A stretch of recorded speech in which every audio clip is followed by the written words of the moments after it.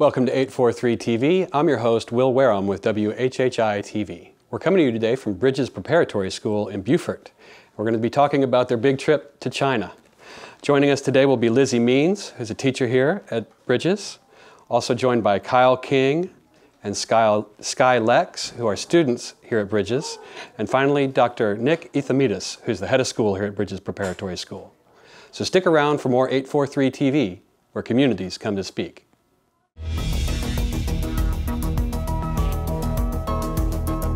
843 TV, where Bluffton comes to speak. Where Spring Island comes to speak. Where Hilton Head Island comes to speak. Where Beaufort comes to speak.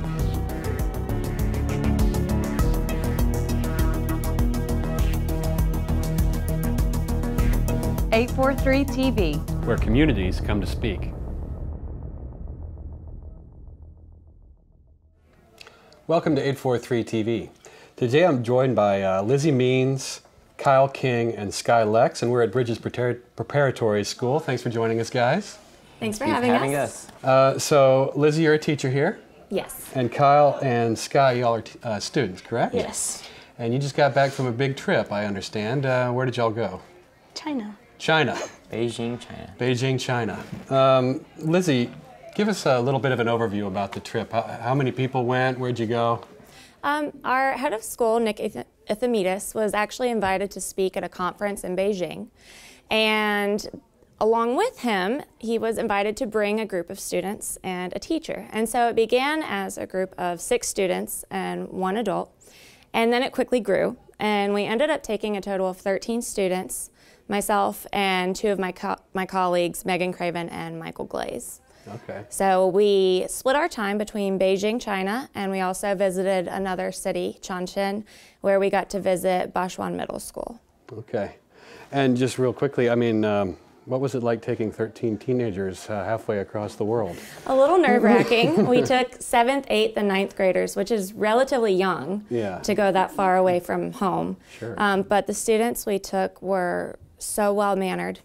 I was very impressed with how mature they handled being that far away and being in a culture that was completely new to them. Absolutely. And so we ended up having a wonderful time, and I think it went so well based on the wonderful children we had with us. And we have 2 of those wonderful children with us here today. We do. What grades are you here at Bridges? We're both freshmen. Okay, both freshmen. Yes. And why did you want to go to China?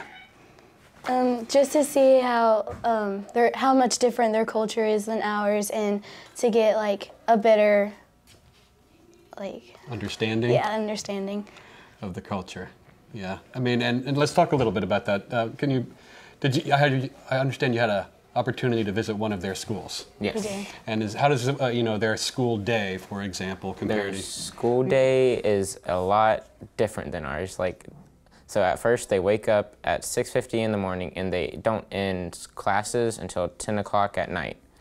Okay, wait a second. Now let me stop you right there. They wake up at 6:50 and they have to be at breakfast by 7 o'clock. And this is all within the school. Yeah, it's a boarding school. It's a boarding school. Mm-hmm. And then they go to breakfast and they're in school until 10 p.m. Yes, correct. Wow. And so did you get to experience a full day like that at one of their schools? Yeah, we did, but we didn't have to take all the classes with them. Sure. Yeah, we didn't. We didn't have to stay until 10 if we didn't want to. Right. Yeah. And were you able to communicate with these kids? Some of them understood English. Yeah, some of them were good at it, and some of them weren't so good at it. But there were second graders there that could speak more than I can speak in the language we learned in Spanish. Really? Really. What was, you think, your most memorable experience about your trip to China? The Great Wall.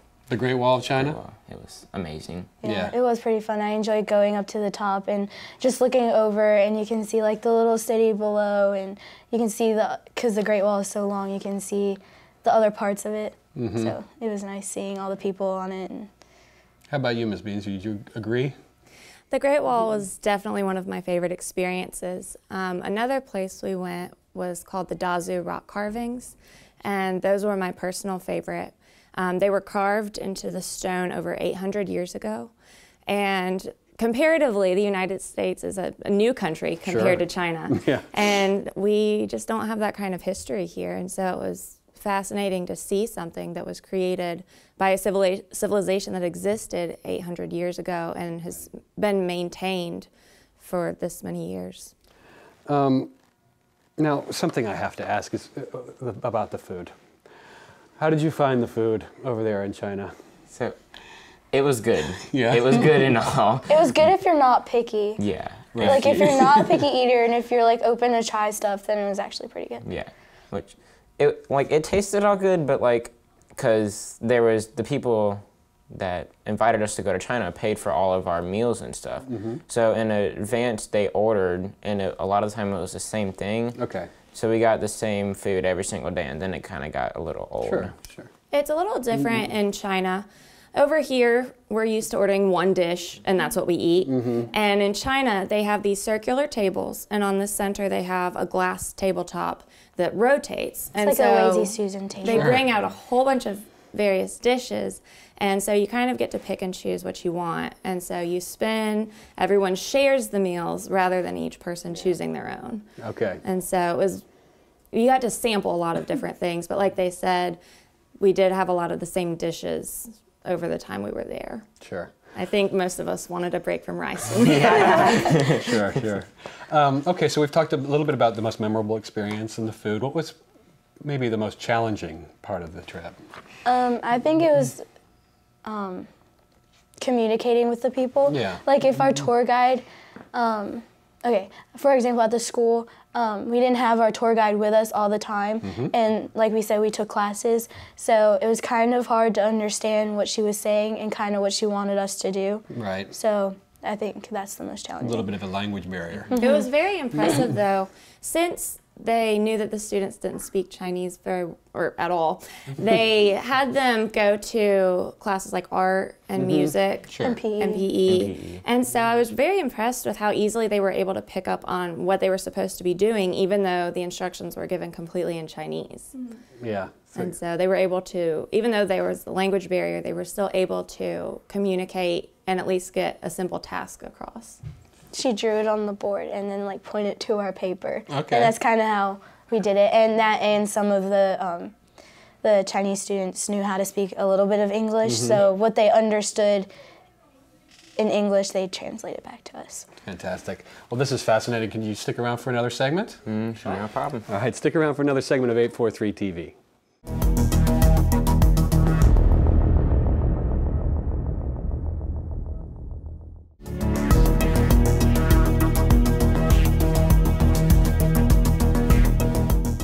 Welcome back to 843 TV. I'm joined by Lizzie Means, Kyle King, and Sky Lex, and we're talking about their trip to China. Sky and Kyle, I imagine some of us I've never been to China have kind of some preconceived notions about how the Chinese people are and the culture over there. Did this trip change your thoughts about China and the Chinese people? Very. Yeah, it changed it a lot. Like, there were some like rude people there were some nice people, and there were some people in the middle, and the traffic there, Oh my it goodness. was terrible. Like our bus driver, he honked at like this, because they have a lot of mopeds there and stuff. They honked at this one guy in the moped, and he was 5 feet away from us, and there was like no intention of honking the horn at him. Right. Did it seem crowded? Yes, Yeah. very crowded. Yes. Yeah. How about you, Ms. Beans? Did it change your perception of China? I really went into it not knowing what to expect. Yeah. And like they said, the city, I guess I went over thinking Beijing was just going to be a large New York. Right. And I realized it's actually closer to the size of a state. Okay. And so I think our tour guide said that from north to south and east to west both ways it stretches 900-something kilometers. And so it was much larger than I expected. And I didn't realize how diverse China was. There were 56 different languages that they speak, and so they all speak Chinese to communicate, but you could have two people from two different areas who would each have their own dialect they speak in, and they wouldn't understand that. Wow. So that was very surprising to me. Absolutely. I'm going to touch a little bit more about the time spent at the school. We spoke earlier about how they woke up at 7 or 6:15 and were in school until 10. you were able to participate in a physical education class. Can you speak a little bit about some of the activities that you all participated in the PE class, and how they emphasize that maybe differently in China than they do here in America? They have a lot of different activities in their PE that you can pick from. Well, I don't know if they can pick from it, but we got to pick.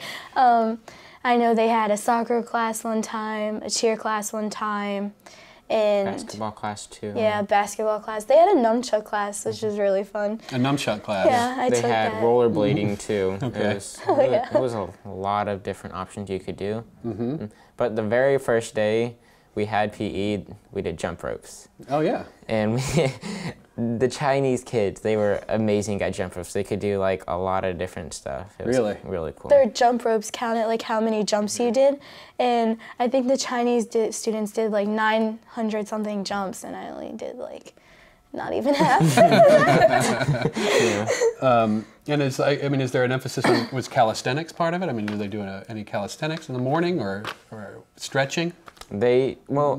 There was one day while we were there, they had morning exercise. Okay. They would go on the field, they would do like stretching and stuff, and then they would get in their groups. They have like 13 to 15 different groups, and they run around the track. Okay. But it's not like a fast run, it's like, it's kind of slower than a jog. You could fast walk pretty much. You could fast walk and catch up. But like they would be on point with each other 100%. Like they had this music playing in the background.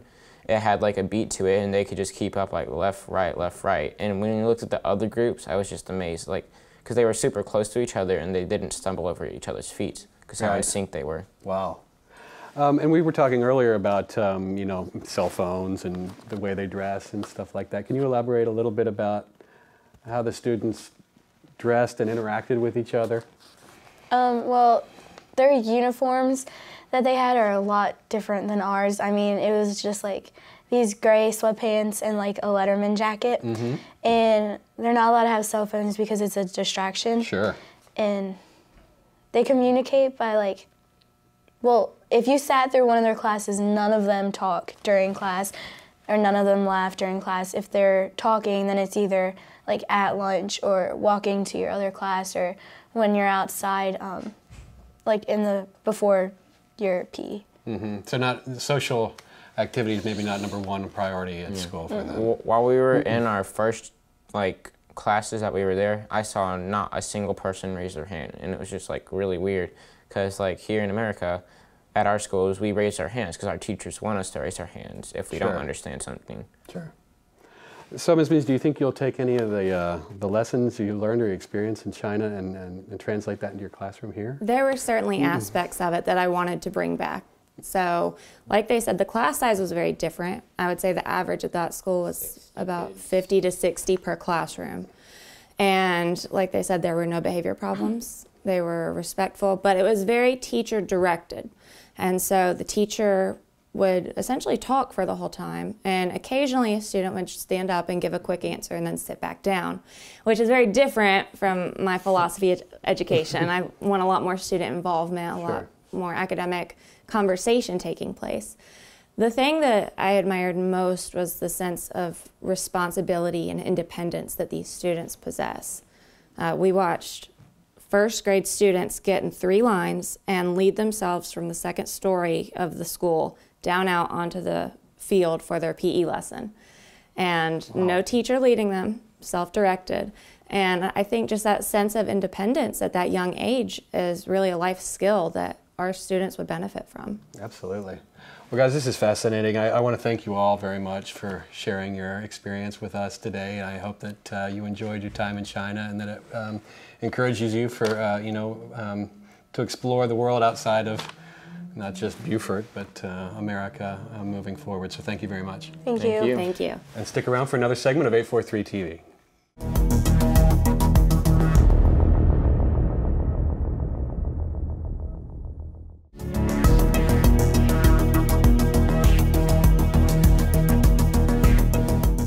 Welcome back to 843 TV. Lizzie Means joins me again, and we're now joined by Dr. Nick Ithamides, who's head of school here at Bridges Preparatory School. Thank you for joining us. Yep, no problem. So we've been talking about this trip to China. Yeah. And kind of tell us about the evolution of that trip. Well, I have a contact that I've worked with for 7 years, and I got an email about a month ago saying, would you like to go speak at a conference in Beijing? I said, sure. I'd like to bring some people with me. I started with 2 teachers. Then she said, bring some kids. Yeah. I said, how many? She said 6. Next thing she said, bring as many as you want. She was partnering with a group called Mind Education Technologies Limited in Beijing, which is a private organization. They paid for all of our expenses in China. Wow. Food, hotels, transportation, picked us up at the airport, flew us to Chongqing. They spent quite a bit of money to make our stay there very pleasurable. So we just had to get airline tickets and visas, and we were there. And we talked a little bit earlier about how the visas were a challenge. Getting a Chinese visa is a difficult challenge. We had one parent, thank goodness, Shannon Johnson, who flew back and forth to Washington, D.C. 4 times because you cannot mail your visa applications, and they keep sending her back. Wow. Fortunately, her husband's a pilot. She got free tickets, but she stayed over. Without her, we would have never made it. That's fantastic. Yeah. And Lizzie was one of the teachers you brought with you all. And how do you think the whole thing went? I personally thought it was great. The purpose for doing this is to get kids and staff to have a different awareness outside their own comfort zone. Yeah. You can't appreciate another culture or people until you actually go there and see them and visit them and learn the good and the bad about that. Yeah. And it also makes kids, and I think Lizzie can probably answer, by the time you get back, you're more appreciative of where you came from. Yeah. Absolutely. We tell the students here how fortunate they are to live in America, and seeing them actually immersed in a different culture, that's when it really starts to sink in. And I think we heard the students say, oh my gosh, I can't imagine seeing my parents only once a week. Right. Or I can't imagine having to wake up and go to school from 8 to 10 at night. And so I think they were all a little more aware of how lucky they are when they came back. No, absolutely. So, Dr. Themides, as we look towards the future of Bridges Preparatory School, is this something that you're going to try to integrate into the program? Well, we are well underway with developing a comprehensive international program.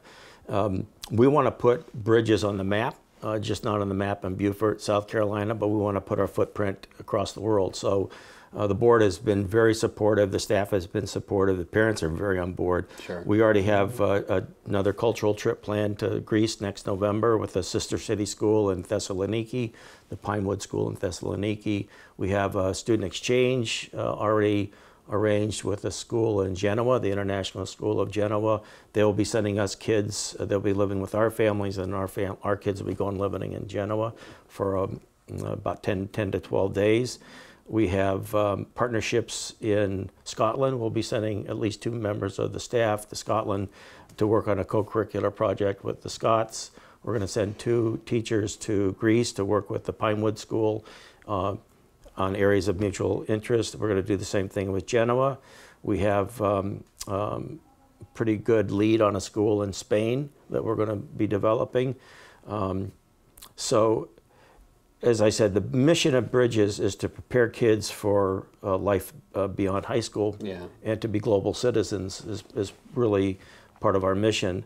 So we want to have a very strong academic focus, but we also want to give kids life experiences they can't get in a classroom. Right. And so that's the purpose for the international program. And Lizzie, have you seen that? I mean, with the kids who went to China, have you seen kind of their eyes open? Absolutely. Yeah.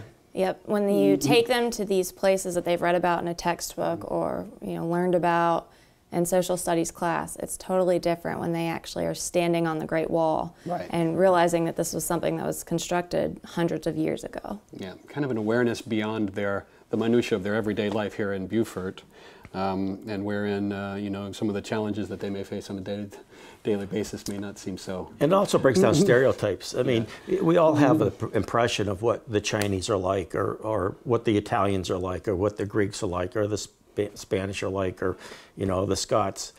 Some of it is probably accurate, but a lot of it's not accurate. Yeah. And so when kids and staff go out into these places, they really do begin to develop an appreciation for those cultures and those people. And the kids in China are still kids. Right. And when I spoke at the conference, one of the things I spoke about was the purpose that we have in bringing the Chinese kids and American kids together is to find out how similar they are, right, yeah. not how different they That's are. Right. That's but right. So it's a really great opportunity for our community, and especially for our students. No, absolutely, building bridges. There you go, Bridges. Here at Bridges Preparatory School. Well, I think it's a fantastic thing. Thank you for sharing your no problem. My pleasure. Insights and your trip. And Lizzie, thank you for joining us today. And thank you for watching 843 TV, where communities come to speak.